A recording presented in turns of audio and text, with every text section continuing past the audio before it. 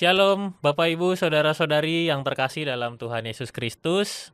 Hari ini kita berjumpa di dalam pendalaman ajaran GKI Residen Sudirman. Nah, kali ini spesial nih Bapak Ibu Saudara-saudari, karena kita akan kenalan sama seorang yang sedang menjalani masa-masa praktek di GKI Residen Sudirman, yaitu Kak Yunis. Halo Kak Halo Yunis. Kak Riki, ya shalom juga Bapak Ibu dan juga saudara-saudari yang sedang menonton ya. Oke, kalau Kak Yunis nih berarti di GKI Resud, berarti Ya, pelayanannya secara fokusnya di mana? saya fokus pelayanannya itu di Komisi Anak Kak. Oke, di Komisi Anak. Di Komisi Anak ngapain biasanya? Biasanya ya bawakan firman buat anak-anak, Hmm, terus biasa juga mimpin kelas persiapannya para PJA gitu ya. Terus bisa mimpin pujian juga. oke. Ya, kita akan berkenalan dengan Kak Yunis termasuk juga lewat percakapan kita di kali ini ya. Bicara tentang mengapa harus Maria. Nah, ini jadi sebuah pertanyaan yang seringkali muncul di momen-momen menjelang Natal ya, Iya. gitu ya. Sebelum kita mulai percakapan kita, Bapak Ibu Saudara-saudari, kita bersatu dalam doa. Mari kita berdoa. Tuhan yang penuh kasih, sertailah kami dalam semua percakapan kami, supaya semua hal yang kami percakapkan sungguh-sungguh dapat terus membentuk iman kami di dalam kehidupan kami setiap hari. Pimpin Kak Yunis, pimpin hambamu, supaya kami bisa bercakap dengan baik. Di dalam nama Tuhan Yesus kami berdoa. Amin. Oke, Kak Yunis, kita kan udah masuk di Minggu Advent ya, Iya Kak. masa-masa penantian ya menuju hari Natal. Nah, di Natal itu kan memang biasanya ada satu tokoh yaitu Maria Ibu Yesus. Iya. Nah, Kak Yunis punya ini enggak profilnya Maria Ibu Yesus tuh kayak apa? Yang udah Kak Yunis coba cari dari Alkitab tuh sebenarnya Maria itu siapa? Oke, gitu ya. Kita mau sama-sama tahu dulu Mm-mm. siapa itu kan Maria. Nah, Kak Maria itu tuh gadis muda ya, masih muda yang dimana dia tuh berasal dari Nazaret. Mm-mm. Nah, saat waktu dia masih muda, malaikat Gabriel itu datang kepadanya. Kita bisa ngelihat di dalam Lukas 1 ayat yang ke-26, di mana dalam bulan yang ke-6 malaikat Gabriel disuruh Allah pergi ke kota bernama Nazaret di Galilea gitu ya, kepada seorang perawan yang bertunangan dengan seorang bernama Yusuf dari keluarga Daud. Nama perawan itu Maria. Jadi Oke. waktu Maria masih muda, malaikat datang kepadanya. Jadi Mm-mm. Maria ini juga berasal dari keluarga yang sangat sederhana, keluarga yang Oke. biasa. Dan waktu itu Maria bertunangan sama Yusuf, Kak. Jadi Hmm. udah tunangan, biasanya kan kalau udah tunangan masuk ke tahap mempersiapkan pernikahan nih ya, kayak Hmm. gitu. Nah, makanya kadang juga di kondisi lingkungan sosial biasanya orang yang sederhana juga biasa dipandang sedikit rendah dari biasanya. Hmm. Gitu, Kak. Jadi kurang lebih walaupun kita juga nggak terlalu tahu seberapa miripnya, tapi kan memang tahapannya biasa gitu ya. Kalau orang tunangan terus berarti kan mau persiapan untuk pernikahan gitu ya. Iya, benar, Dan Kak. itu yang dicatat di dalam Alkitab kita yang tadi Kak Yunis juga sampaikan tentang siapa itu Maria gitu. Iya, Nah, benar.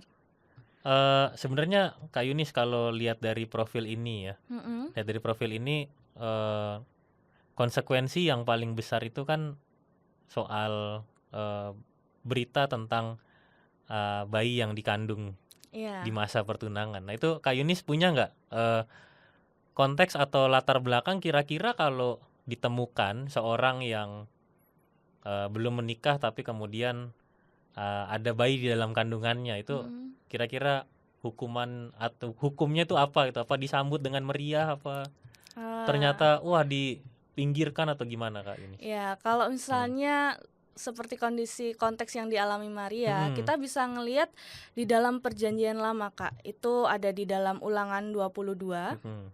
ayat 23 hingga ayat 24 gitu ya. Mungkin saya bisa bacakan juga Ya. buat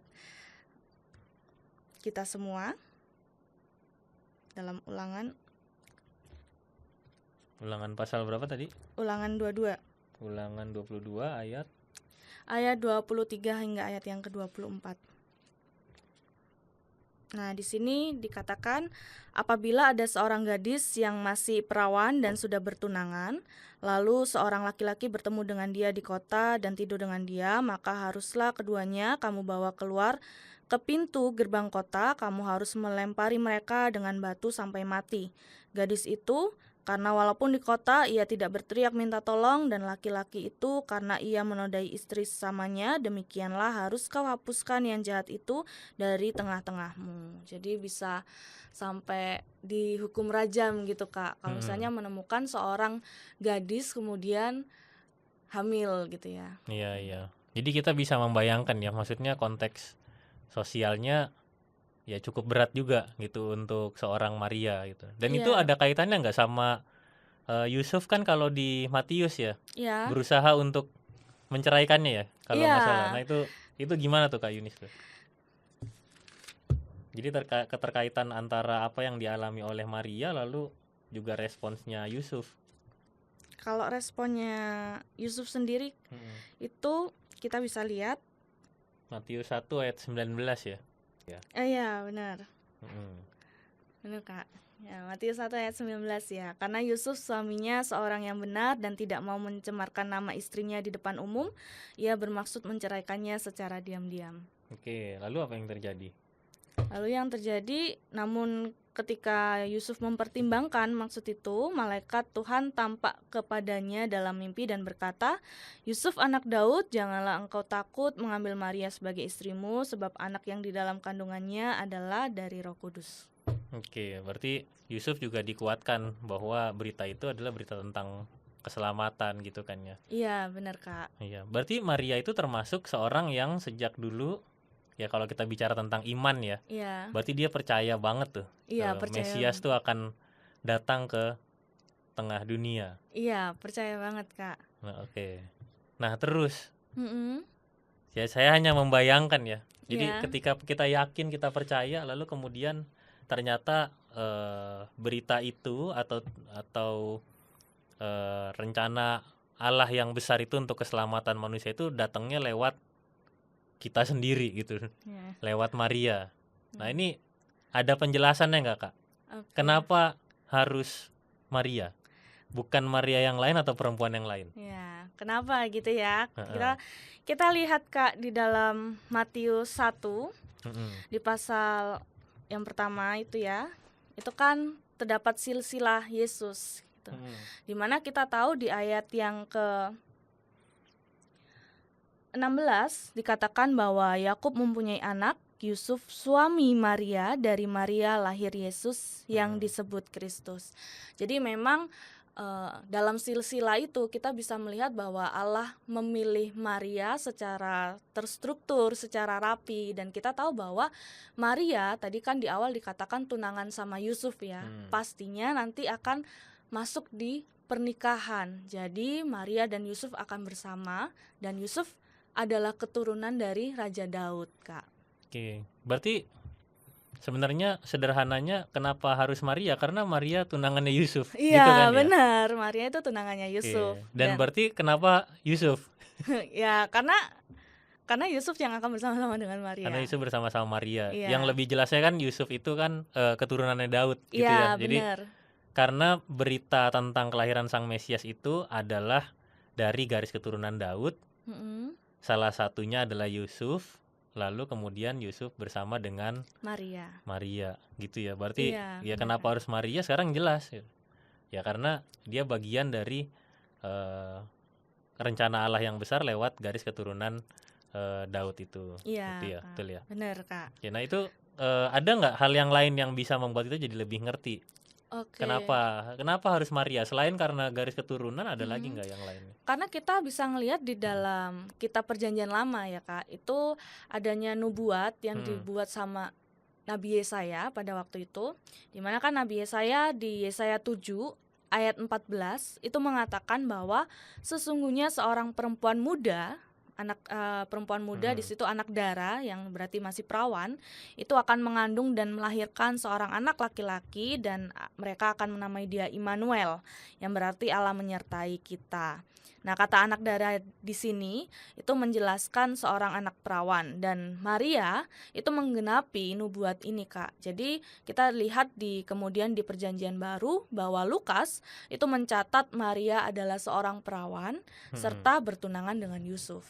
Oke, dan itu yang juga dikatakan malaikat kepada Yusuf kan ya, di Matius 1 ayat 23 ya. Sesungguhnya anak dara itu akan mengandung dan melahirkan seorang anak laki-laki, dan mereka akan menamakan dia Immanuel tadi ya. Iya, benar, Kak. Jadi ini termasuk dari nubuat Yesaya di dalam Perjanjian Lama yang kemudian juga masuk ke dalam Perjanjian Baru digenapi. Sama persis ya. Jadi udah pasti itu Sang Mesias ya, Yesus Kristus gitu ya. Iya, benar, Kak. Benar banget. Oke. Ada lagi nggak yang lainnya? Kenapa Maria gitu?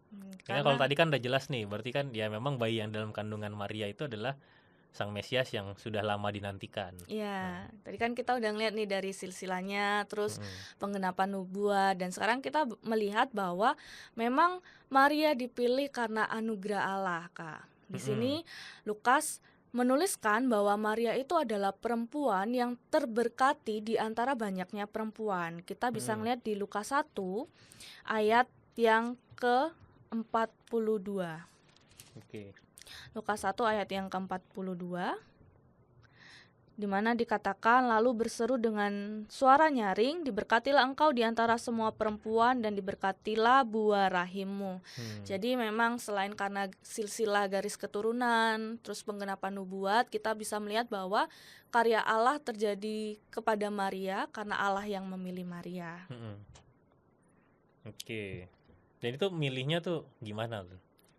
Kalau di Lukas 1 ayat 27 bisa dijelaskan nggak? Oh iya. Ayat 26 atau 27 ya? 26. Ya, Lukas 1 ayat 26 sampai 27 ya, Kak. Itu kan menjadi bukti. Ini saya bacakan terlebih dahulu.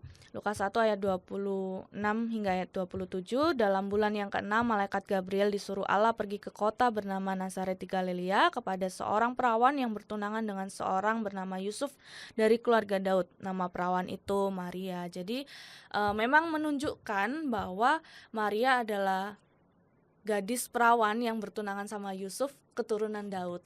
Oke, berarti bisa disimpulin gini nggak, Kak Yunis ya?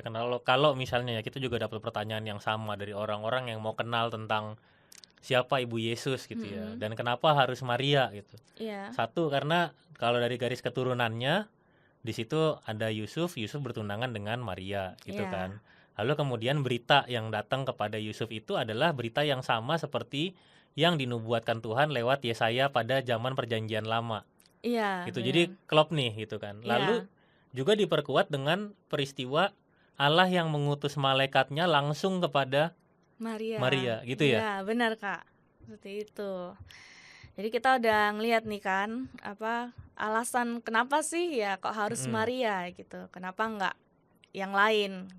Oke. Nah, kalau begitu Kak Yunis, ini kan kalau di Lukas 1 tuh cukup menarik ya, memperhatikan percakapan antara Maria dengan malaikat gitu.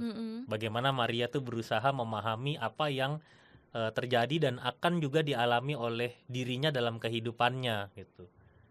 Kalau yang saya tahu sejauh ini, tugas dan tanggung jawab menjadi seorang ibu itu kan cukup mudah ya. Cukup tidak selalu mudah ya, ada banyak tantangannya. Tapi kemudian juga kalau kita lihat Maria ini akan jadi ibunya Yesus.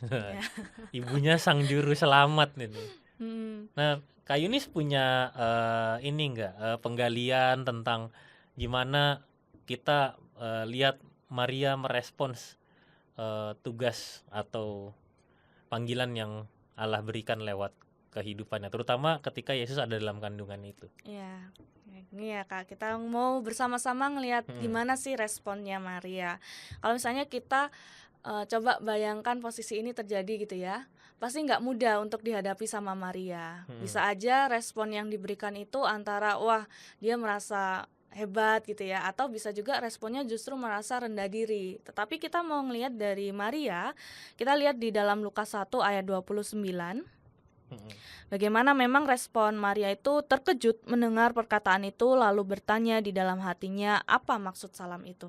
Jadi memang secara natural manusia Maria di sini kan merasa terkejut, kaget gitu ya. Kok bisa sih dia menghadapi peristiwa yang sulit gitu ya untuk dipahami gitu. Tetapi kemudian dikatakan bahwa di situ Maria tetap mendengarkan dengan seksama dan bahkan merenungkan perkataan dari malaikat tersebut serta membuka dirinya pada pesan Allah.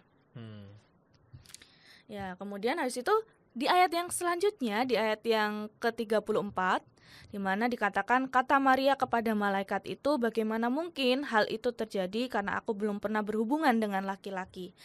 Jadi pertanyaan yang dilontarkan sama Maria ini pertanyaan yang bukan menolak gitu, maksudnya kenapa harus saya gitu. Bukan pertanyaan yang menolak, tapi justru Maria ini sedang mencoba untuk memahami apa sih yang terjadi, apa sih kehendak Allah yang ingin disampaikan gitu di dalam kehidupannya dia. Lalu kemudian di ayat yang ke-35, jawab malaikat itu kepadanya, Roh Kudus akan turun atasmu dan kuasa Allah yang Maha Tinggi akan menaungi engkau. Anak yang dilahirkan itu kudus dan akan disebut anak Allah. Dan kemudian di ayat yang ke-38, kata Maria, aku ini hamba Allah, jadilah padaku menurut perkataanmu itu.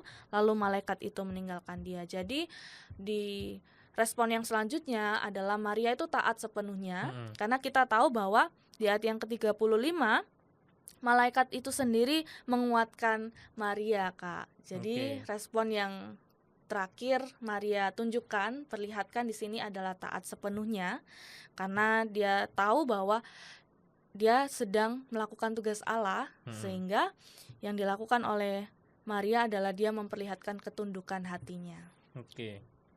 Nah, salah satu yang cukup beda kan sebenarnya dari apa yang dialami Maria itu adalah ketika pertama kali berjumpa dengan malaikat itu, malaikat itu menyampaikan bahwa ada jangan takut hai Maria sebab engkau beroleh anugerah di hadapan Allah. Jadi kan kalau kita mendengarkan sesuatu yang baik, maka kita merasa bahwa itu adalah sebuah anugerah gitu kan. Dan ini kan juga sebenarnya berita sukacita yang disampaikan oleh malaikat kepada Maria, gitu kan. Nah, Maria tuh sendiri tapi ngomongnya bagaimana mungkin itu bisa terjadi. Dan semua proses itu sebenarnya berarti yang menolong Maria untuk lihat bahwa memang dia adalah bagian dari karya keselamatan itu. Iya, benar Kak, gitu. Dia kan awalnya responnya kaget gitu ya, kemudian karena kedekatannya dia dengan Tuhan, relasi yang dia miliki, akhirnya dia mencoba untuk memahami bahwa oh ya memang dirinya itu masuk bagian dalam karya keselamatan Allah. Nah, berarti Maria tuh punya satu poin yang menarik sebenarnya, bahwa dia mau mendengarkan. Iya, benar Kak. Ya? Dia mendengarkan dengan baik. Jadi dia karena dia mendengarkan, maka dia berusaha untuk mengolah apa yang dia dengarkan dengan apa yang dia pahami. Karena kan tadi ya, yang tadi Kak Yunis juga jelaskan kan, ada konteks, ada tabrakan konteks sebenarnya sama masyarakat gitu. Iya, resiko-resiko yang bakal dihadapin.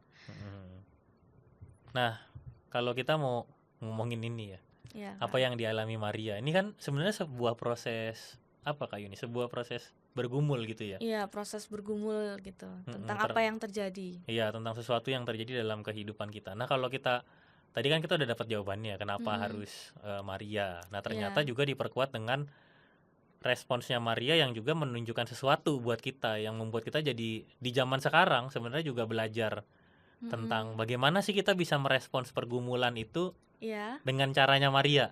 Nah, itu Kak Yunis. Ya, benar, Kak. Jadi kalau misalnya kita ngelihat dari responsnya Maria sendiri, kemudian kita mempraktekkan atau mengaplikasikan ke dalam kehidupan kita, kita bisa melihat bahwa Allah itu memakai siapa aja gitu ya. Kalau misalnya tadi kita lihat sekilas tentang profil Maria Ibu Yesus, bagaimana dia hanya seorang gadis biasa, seperti itu. Nah, Allah bisa memakai siapa saja termasuk kehidupan kita hari ini, Kak, gitu. Ya, jadi kita melihat bahwa diri kita itu tidak memandang rendah diri kita, tetapi kita tahu bahwa Allah itu memilih setiap diri kita untuk menjadi bagian dalam karya yang Tuhan berikan.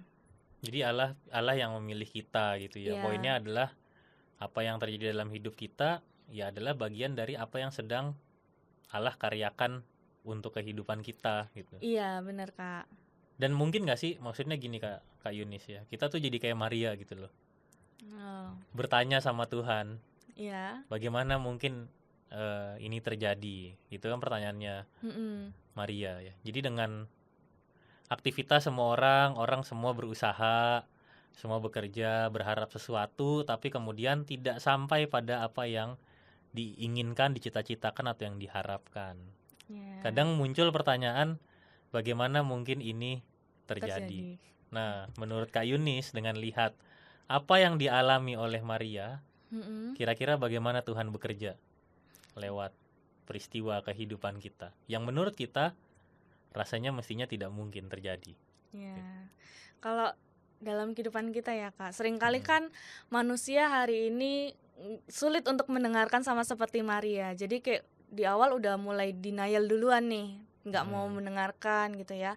Nah, tetapi ketika kita memiliki kedekatan sama Tuhan gitu, melalui kita merenungkan firman Tuhan, kita membangun relasi yang baik dengan Tuhan, maka di tengah ketidakpastian atau mungkin pertanyaan-pertanyaan yang muncul gitu ya dalam kehidupan kita, kita tahu bahwa kita itu sedang melangkah itu bersama dengan Tuhan gitu. Sama yang terjadi dengan Maria pada waktu itu gitu. Oke, ya berarti kan kalau Maria tuh kan mau mendengarkan gitu ya. Iya. Kadang kita sulit untuk mendengarkan ya. Iya benar. Maka ternyata proses mendengarkan yang dilakukan oleh Maria itu adalah caranya untuk bisa ngerti bagaimana maksud Tuhan ada di dalam kehidupan dan pergumulannya gitu kan ya. Iya benar Kak, kayak Oke. gitu. Dan rasanya jadi nggak adil kalau kayak gitu. Nggak adilnya tuh gini, bisa jadi ternyata Tuhan itu lagi ngasih kita sesuatu yang luar biasa, menyenangkan, anugerah. Kayak tadi malaikat datang ke Maria gitu. Hanya Iya. memang bentuknya tidak seperti apa yang kita bayangkan gitu. Iya benar. Ternyata itu adalah anugerah gitu.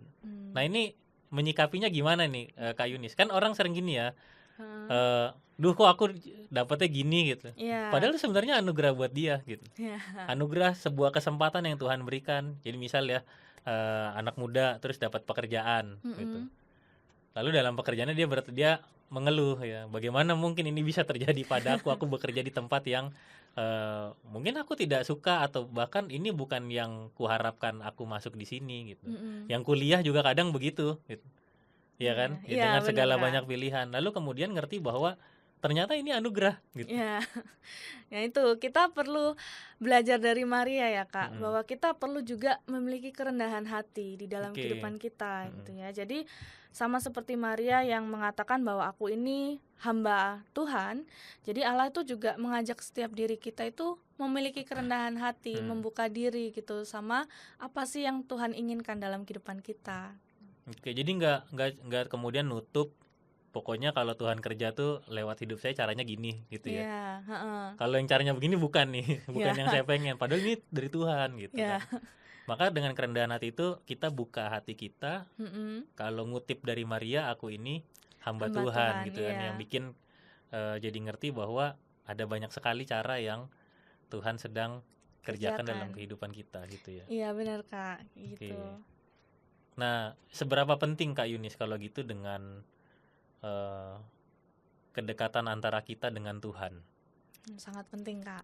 Oke, Ya, gimana itu? sangat penting ya, karena kita tahu melihat bagaimana yang dilakukan oleh Maria. Maria kan menyimpan dan juga merenungkan setiap kejadian yang pada waktu itu terjadi di dalam kehidupannya. Nah, hari ini kita juga diajak untuk dapat menerapkannya di dalam kehidupan kita. Jadi ketika kita udah membuka diri, kita memiliki kerendahan hati, kita juga harus menerapkannya dengan membaca akan setiap firman-Nya supaya kita tahu dalam firman-Nya itu Tuhan sedang ngomong apa sih ke kehidupan kita gitu ya. Dan membiarkan Tuhan itu sendiri berbicara sama kita.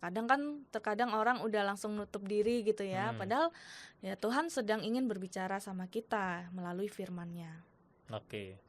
Jadi bisa kayak gini nggak Kak Yunis ya? Bagi kita sebagai pembaca Alkitab, Iya. Apa yang dialami Maria itu bisa menjadi sebuah persoalan. Mm-mm. Tapi ternyata itu bukan persoalan yang kemudian menghancurkan Yusuf dan Maria, tapi kemudian dibimbing sama Tuhan Mm-mm. justru jadi menyelamatkan seluruh dunia.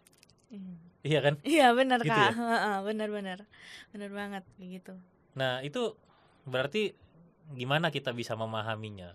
Artinya tuh gini, bisa jadi kan Tuhan bekerja lewat apa yang sedang sekarang kita keluhkan. Iya. Tuhan bekerja lewat apa yang sekarang bikin kita menderita. Tuhan bekerja lewat segala kekurangan kita. Nah, cara untuk paham di poin-poin itu tuh gimana, Kak? Cara supaya untuk paham ya. Mm-mm. Kita tahu bahwa balik lagi ke anugerah pemilihan Allah. Kalau misalnya Oke. Allah tidak memandang siapapun kita. Jadi ketika mungkin kita dalam situasi apa atau bagaimana diri kita, tapi Allah itu tetap bekerja di dalam kehidupan kita secara pasti kayak gitu, Kak. Jadi dengan direct langsung dari Allah menyuruh malaikatnya ketemu Maria gitu ya. Itu berarti kan sebenarnya Allah mengenali setiap orang. Iya. Jadi bukan kayak ini kerjaan, yo siapa yang doa minta kerja tak kasih gitu ya. Iya. Bukan gitu kan, tapi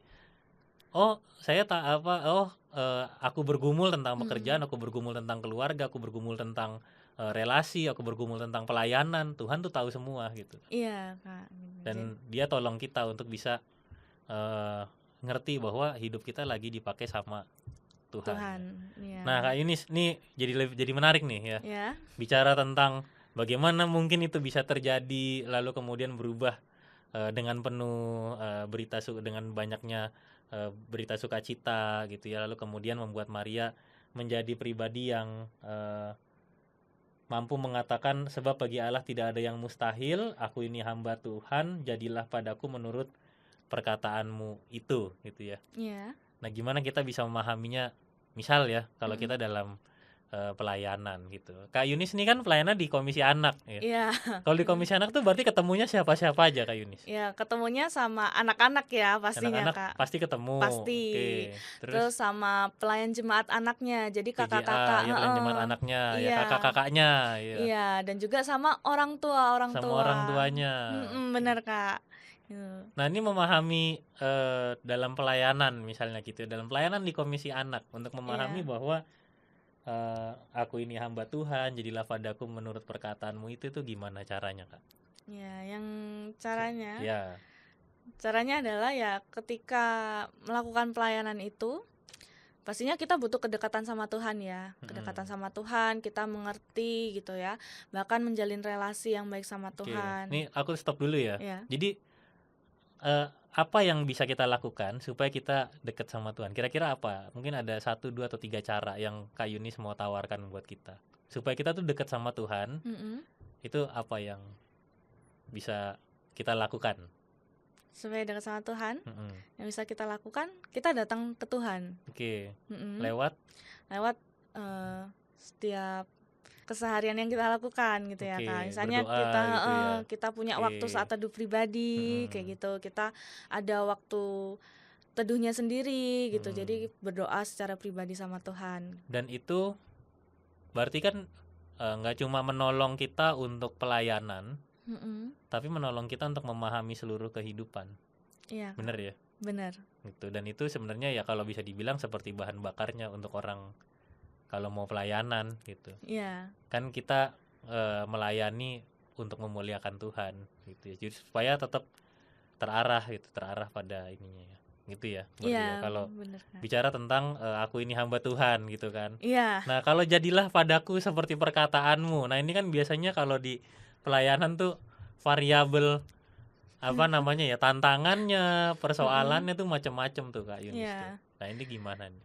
Kalau ini ya, Kak, ini kan kalau misalnya kita ngeliat di responnya Maria aja, di ayat yang ke-37 sampai 38 kan responnya Maria. Sedangkan di ayat yang ke-35 kan ada jawab malaikat itu kepadanya, Roh Kudus akan turun atasmu dan kuasa Allah yang Maha Tinggi akan menaungi engkau gitu ya. Nah, Mm-mm. ini stop dulu ya Kak sampai Oke. sininya. Berarti dalam pelayanan yang kita kerjakan di dalam variabel yang ada banyak macamnya itu, kita tahu bahwa Allah itu akan turut bekerja gitu, akan bersama-sama dengan kita Mm-mm. di dalam kita melangkah gitu ya, melakukan pelayanan bahkan dan sebagainya.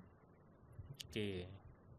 Jadi itu yang akan bikin kita jadi oke, I'm happy dalam pelayanan ini gitu. Iya, karena kayak tahu kita melakukannya itu kan bersama Tuhan dan kita lakukan itu juga untuk Tuhan gitu. Oke. Kalau misalnya ada satu momen Kak, ini seperti Maria gitu ya. Iya. Terkejut, lalu ya paham bahwa ada anugerah. Nah, misalnya dalam pekerjaan, dalam relasi bersama keluarga atau sahabat atau saudara, dalam pelayanan. Kira-kira seperti apa yang bisa kita lakukan? Yang bisa kita lakukan Mm-mm. Apakah kita harus paham dulu atau pokoknya iman tuh membentuk kita buat bisa taat, buat bisa jalan atau gimana? oh ya, pastinya lewat iman ya Kak, untuk yang membentuk kita untuk jadi taat, bisa tetap jalan dalam prosesnya. Karena kita tahu bahwa kita kan sebagai manusia terbatas ya dalam memahami setiap apa sih yang mau Tuhan kerjakan dalam kehidupan kita. Tetapi ketika kita beriman sama Tuhan, iman itu yang membawa kita pada proses untuk kita tetap taat dan berjalan sama Tuhan. Oke, jadi kadang kita bisa nggak ngerti gitu Iya, ya, bisa apa yang lagi ngerti. dialami sama kita sendiri. Iya, Tapi benar Kak. ketaatan itu akan menolong kita. Benar. Sejauh apa menolong kita?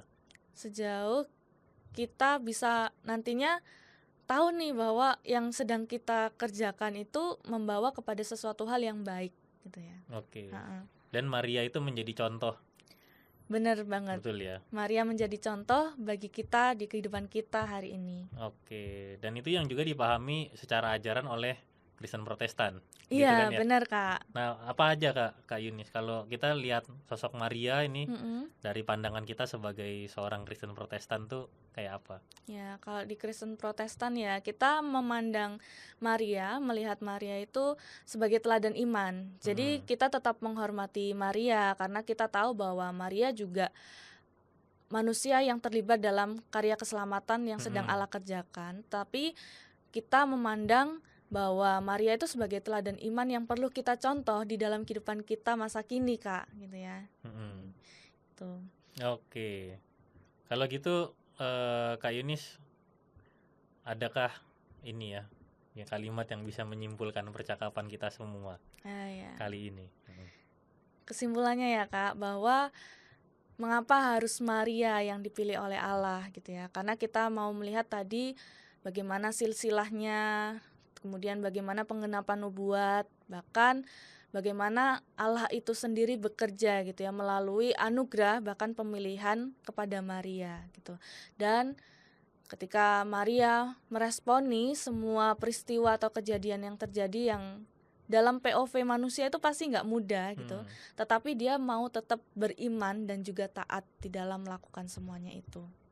Oke, dan kemudian ya kita jadi makin ngerti bahwa Yesus Kristus adalah Tuhan dan Juru selamat kita. Iya. Oke, terima kasih Kak Yunis buat semua penjelasannya buat kita ya. Jadi kita paham nih ya kenapa harus Maria, lalu apa yang bisa kita pelajari dari kehidupan Maria supaya kita makin fokus menyambut Juru Selamat kita, Yesus Kristus. Ya, jadi fokusnya tetap pada Yesus Kristus. Fokusnya gitu ya. tetap pada Kristus dan tidak menggeser Kristus gitu ya, karena yang utama adalah Kristus. Oke, baik, terima kasih Kak Yunis buat semua penjelasannya untuk kita semua, dan biar kami yang mengolahnya dalam pikiran kami dan iman kami bisa bertumbuh.